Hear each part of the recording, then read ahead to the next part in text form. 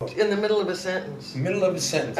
Hi, we're back here with Wendy Girard, lifetime member of the Actors Studio. That's what happens when we get going. Right. I don't think we're in the middle of time. This is part 3, so you just go to part 3.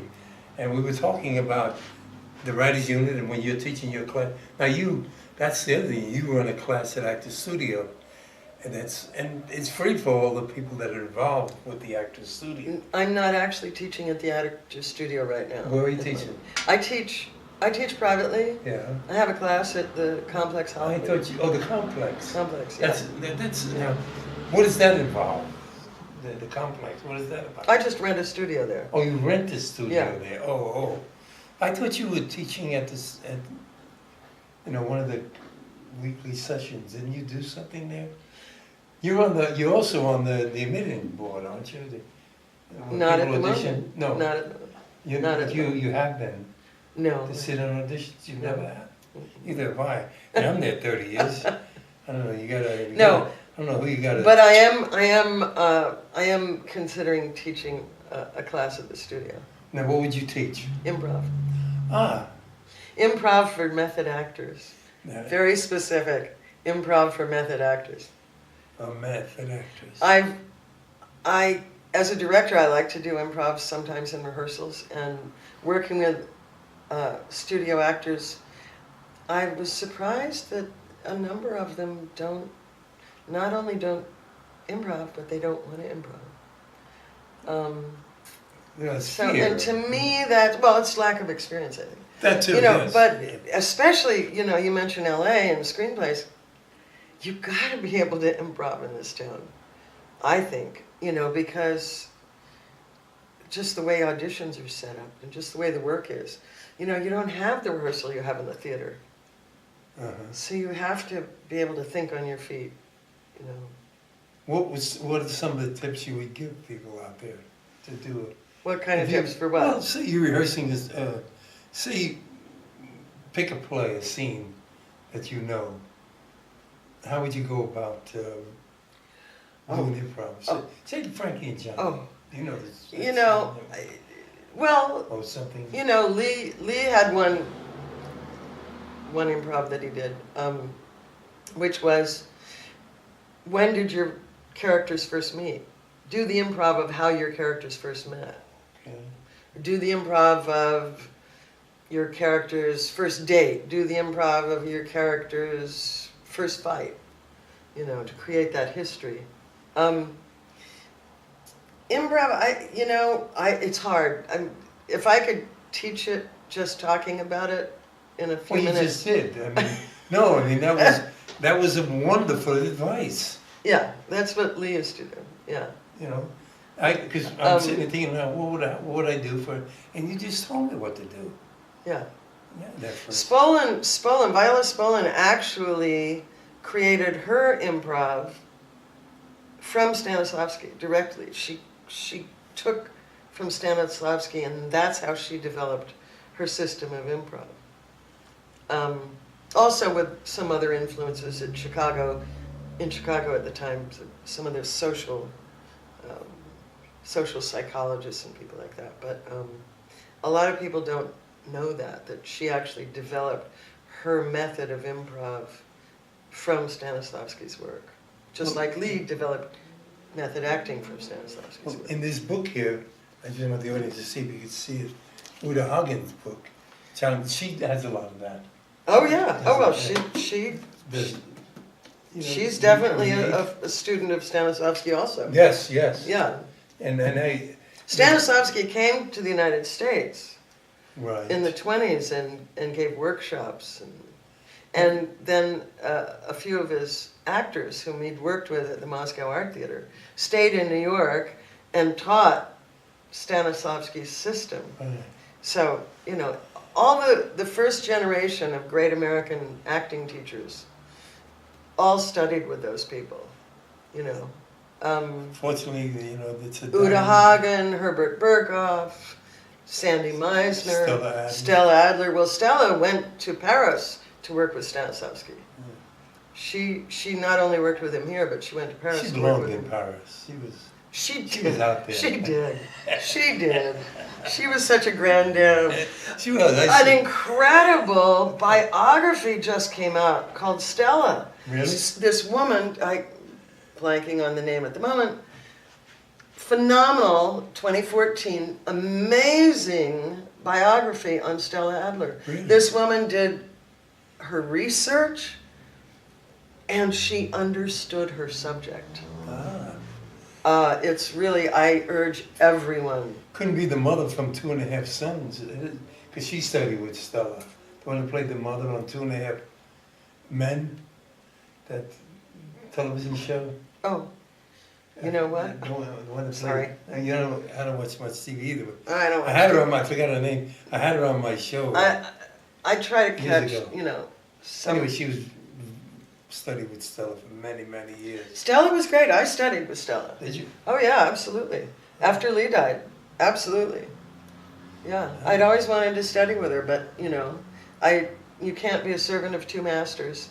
So I decided I had to stay with Lee, and I would have stayed, maybe, you know, even if he hadn't passed on. But I did want to study with. I always wanted to study with Stella. Well, for one thing, she was a woman, right? Right. And she was married to Harold. And I knew Harold, and, you know, yeah. Yeah, I wish I'd been a fly on the wall in that marriage. Harold Clurman and Stella Adler, I'd have given that anything to have been a fly on the wall. It's hard to picture them two together. Two huge people, you know, incredibly passionate and somewhat theatrical. Very. Well, she was, you know. So was he. I mean, with his fedora and his cane and his cape, you know. He looked like he belonged in Paris too. Probably, yeah. What was an area you could do that?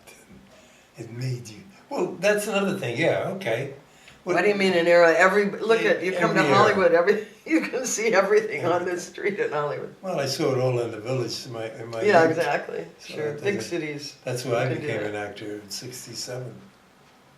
Yes, if you're feel like you're really an oddball, then you definitely want to be in a big city, right? It's true. So I forgot what you went to Sing Sing for.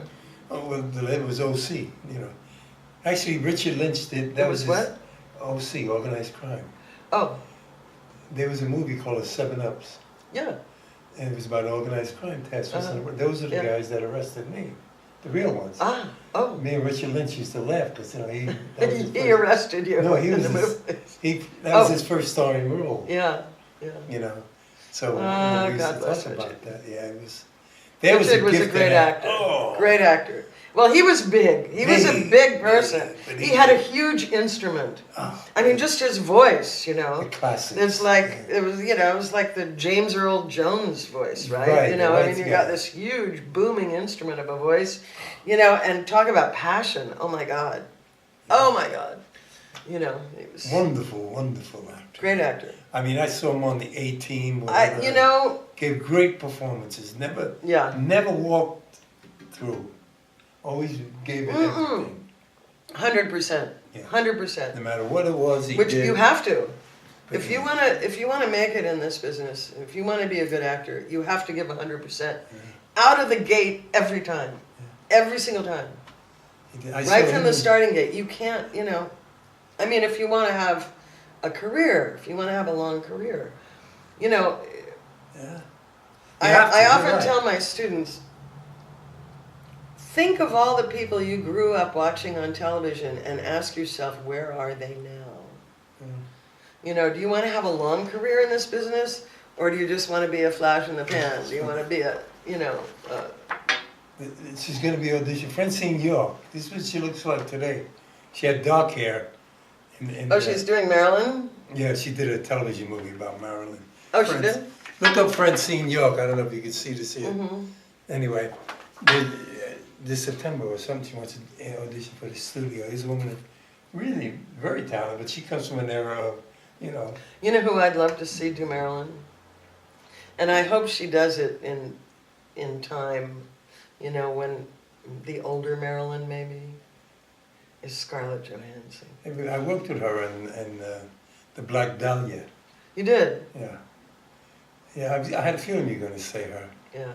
I don't know. She's got so many qualities. It's just amazing when you think Marilyn Monroe. I mean, her name, it's the most watched and star of Hollywood.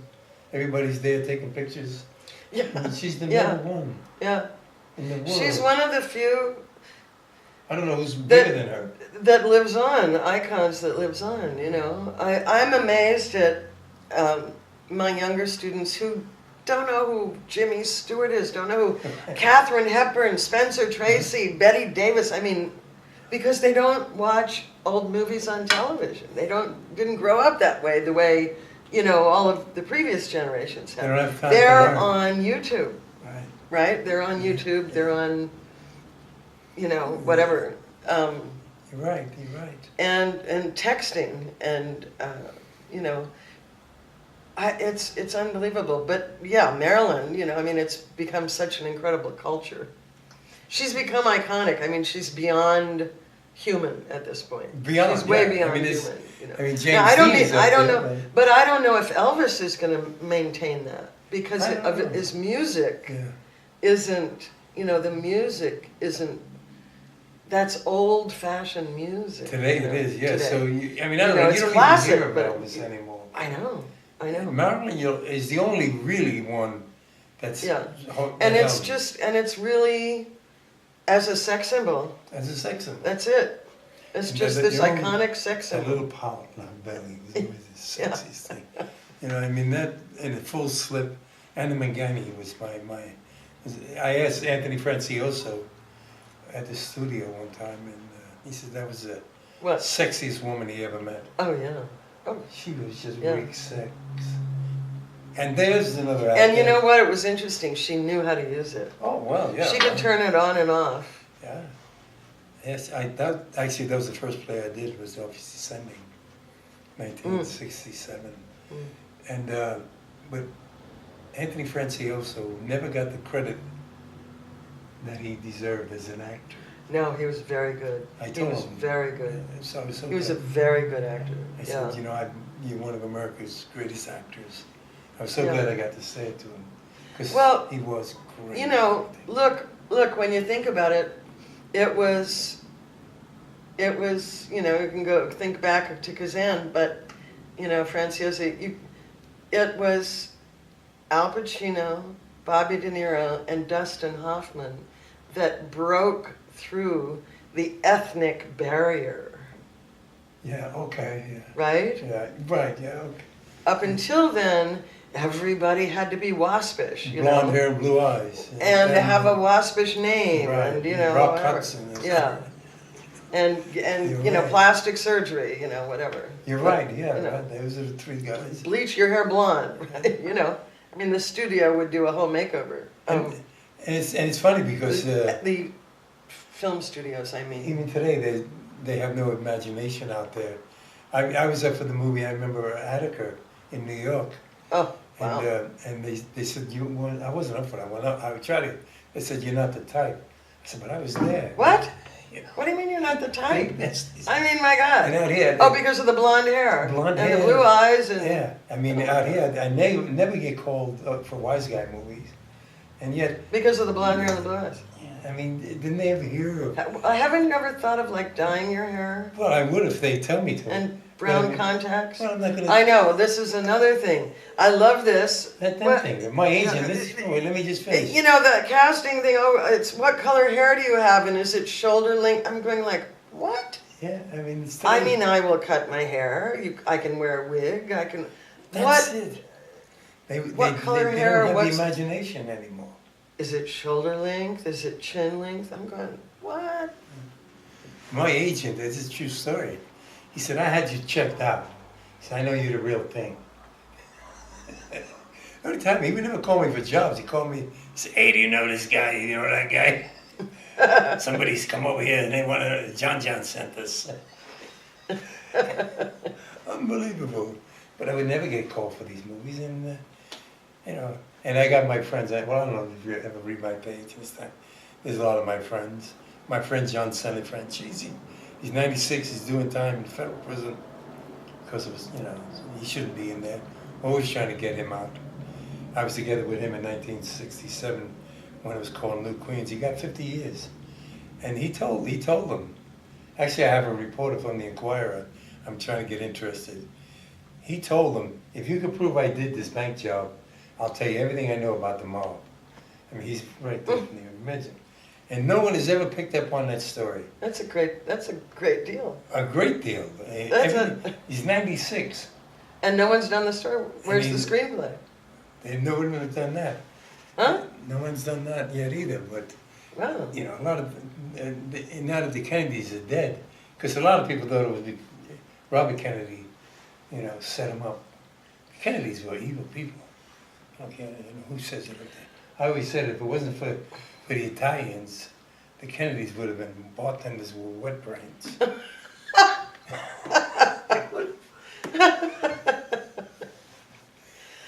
So getting back to acting. Yeah. This is, you know. That's why I get Mafia disclosure next week.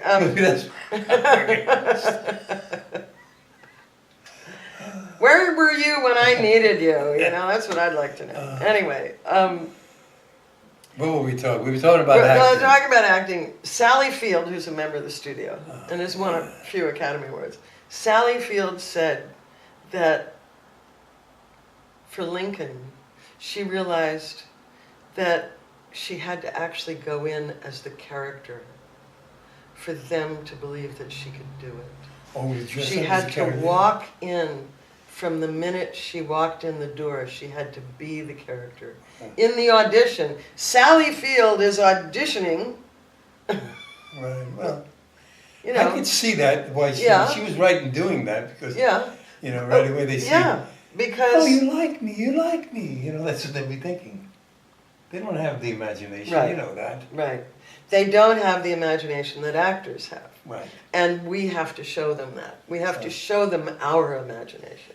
That's what they want to see. And that's what you get hired for. That's what a director wants to see. The director wants you, you know, he wants to know what you're going to bring to the party. Right, I tell that. But I mean, you have to remember too, there's a lot of actors out there, you know, you do get typecast. So it does pay for them. Yes, I mean, Sally Field is not the first big star to go in there in character. Right. No, I'm not saying she is. So but it was a revelation for her that she realized that at this point in time in the business, that's how she had to go in. And she got the part. Yes, she did. So it's almost like Arthur Penn said, break the rules. Yeah. And I love that. I always remember that. Well, you know, it's true of anything in life, right? I mean, look at Steve Jobs broke the rules. Right. You know, Edison broke the rules. If you want to create something, an artist, what does an artist do? An artist creates something that has never been done before. Right. Right? You're right. I mean, we could define art that way, right? Something creates something that's never been done before. I mean, that's certainly one. So, how are you going to do that? You have to break the rules. You do it with the improv and break the rules, yes. I've done it, I mean... that doesn't mean doing anything illegal or offensive or hurting anybody. No. Don't pull a Mickey Rourke in an audition. No. What was that? I mean, I heard about breaking the coffee table. No. Yeah, that was just, then or threatening the casting directors. We don't do that. You know, that's stupid and things like that. But I mean, you could... It is called acting. I did a movie called The Girl Gets Mo with Tony Danza and Michael Madsen. And my character, you know, I was a wise guy in that one. But Michael Madsen, I was supposed to be very submissive to him. But I turned it around and I did the opposite at the audition. I stood right up to him and said, fuck you. Good for you. And I got the part. I mean, that wasn't in the script. The script was totally different. That's what I mean by breaking the rules. Absolutely. It's just... Absolutely. I didn't feel it. Well, you know, I refer to my acting classes as stretch classes Because that's what we have to do. We have to stretch. Stretch, yeah. You got to stretch. You got to constantly be stretching. Yeah. As an artist, you know, as an actor, you have to constantly be stretching yourself and your limitations. And wherever it takes you, you can't be safe, right? oh no. Well, what's safe? I mean, you know, I mean, you can be a school crossing guard. There's a lot of if you want to be actors that do play it safe. safe. Right, I mean, they do. Yeah. They do play the role Right. safe. Yeah. This is what they want. Oh, okay, let's not Right. go anywhere. I don't want to rock the boat. Maybe especially in television, where they have no tolerance for upstage. And Well, there are stars. basically two kinds of Or actors. talent. There's an actor who's just a personality, who uses themselves fully. And there are a lot of great ones. A lot of the movie stars. A lot of great ones. But they have a tremendous sense of truth. Truth. Of Yes. personal truth that's so compelling that we gravitate towards them, you know. Right. Yeah. And then you have actors who get inside the characters and actually create individual characters, like Meryl Streep does. I mean, Clint Eastwood, Uh-huh. movie star, personality, great sense of truth. Meryl Streep, character actor. She really is. Also a great sense of truth, but a character actor. So it's the difference between the personality, the compelling personality, and the ability to really It's a good way to put it, because yes, create characters. Yeah, you could take Ernest Borgnine and people. Spencer Tracy had a phenomenal sense of truth, compelling sense of truth, but in his early work, especially, he created some amazing characters. Yeah. I mean, his Dr. Jekyll and Mr. Hyde is, Yeah. you know.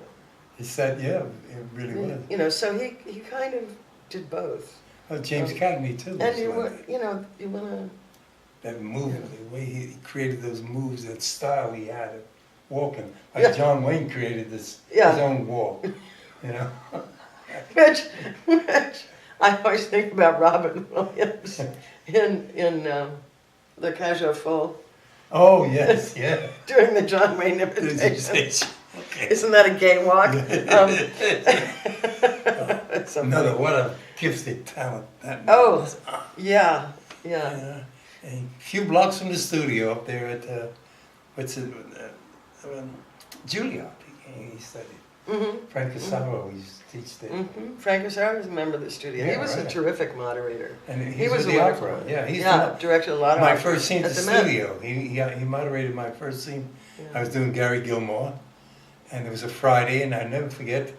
I mean, we never forget that first time you're up on that stage, and it was a full house, and I did my scene and this and that, and they went to him, and he said, "Well, you're very fortunate.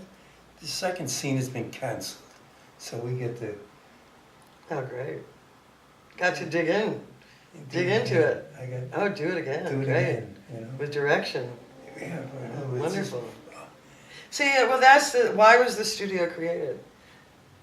You know, if you go back to Stanislavski, the studio, the group theater, it's all about you. You know, Lee used to say, you have to, it's like you're a violinist, you gotta keep your fingers agile, you have to keep working out. You're an athlete, you know, you're a psycho-emotional athlete, you know, psychokinetic athlete or whatever, you know, you have to keep working out, you've gotta stay in shape. And you have to keep stretching and developing, and otherwise you can get stuck in this. Yeah, you know, and what happens to a lot of the actors who get stuck in that, if they're not the most, you know, attractive, charming, compelling people in the world, is eventually they sort of fade because, you know. Yeah, they don't want to. You know, you tell people. You're seeing the same thing over. They buy this and then they put it on the shelf, and that's where it stays for the next 10 years. Yeah. And athletes it work doesn't out happen. every day, musicians work out every day, dancers work out every day. My class. Writers write every day, painters paint. You know, if you want to do it, you got to do it. Actors just dream. And that's why actors, you know, I used to be in Milton Katselis' Saturday class for a while, which was for pro working actors, you know. The Saturday class, Yeah, yes. Saturday morning, because you you know, if you were a working actor, it was the only time you could go to class was on the weekend, right? Right. So, and there were a lot of known actors, and they're still every Saturday morning they're working out. You know. Yeah. Well, years ago, the studio, you had big names getting up there, and one of the reasons why they cut is because people stopped coming to the studio. The old times. What? I don't know what you're talking about. Well, they used to come years ago. I lost you somewhere. There was no. Well, I mean, when they lowered the standards to get in a little bit. Oh. Because they were looking to. Yeah. There was nobody coming to the studio. You mean the Institute? No. Actor studio. Oh. When the audition was lowered, they lowered the standard. I say this because I remember Salome telling me that I was one of the last to get in under the old standards. That's when a lot of the working actors stopped coming. But yeah. And so they really needed to get new blood. Yeah. I remember we, as members, we were asked to invite names, big names. And when I was working on Lost Highway, Natalie Wood's daughter, I invited her, and Patricia Arquette, I invited her to the studio. And both of them were accepted. I think Natalie's daughter came once, Patricia never came. Arquette, who should have been at the studio, Patricia Arquette, I think she's a wonderful actress. She is. Really Patricia Arquette's very good. She's very Lost good. Highway. Yeah. And she's very good. very talented. She got that. There's another one, very sexy, but that quietness about her. Very vulnerable. Yes, she's got vulnerability. But yeah. Yes. And she's very, in the moment. I saw her not too long ago on a show, and I can't remember the name of it. It was something on HBO or something. Oh, it was on Boardwalk Empire, which is a really good show. And she was brilliant in it, brilliant. She was looked like she was a little heavy, and I loved it. And she looked so, it was just wonderful. Her, another one is Beverly D'Angelo. Another talent. People out there. We have such great talent. And the trouble is today, you got to be 16. I mean, you watch television, a police lieutenant, he can't look over 21. I mean, how, I have to turn it off. I can't watch it. Speaking of turning it off, where are we here? We got time. It's still time. We do? Well, yeah. Okay. And, so what are we going to talk about now? I want to talk more about you. What would you like to talk to the, future actors? What would you talk to them about? What would you tell them to do? To go about becoming actors? What would you recommend? Well, first of all, I would say stay in school, study. Well, if you want to be an actor, there's a really practical reason for that. You have to know a lot to be an actor. You got to know about history, you got to know about sociology, anthropology, cultural, social, political. I mean, you need all that information is helpful. And also you want to be able to support yourself. So I tell a lot of my young students, study business or law, get a degree, You're right. But, if you can't help yourself, then just make sure you get the best possible teacher you can find. I'm going to end that. I'm going to think, what was that? Do you remember what it felt like when you were accepted as a member of the Actors Studio?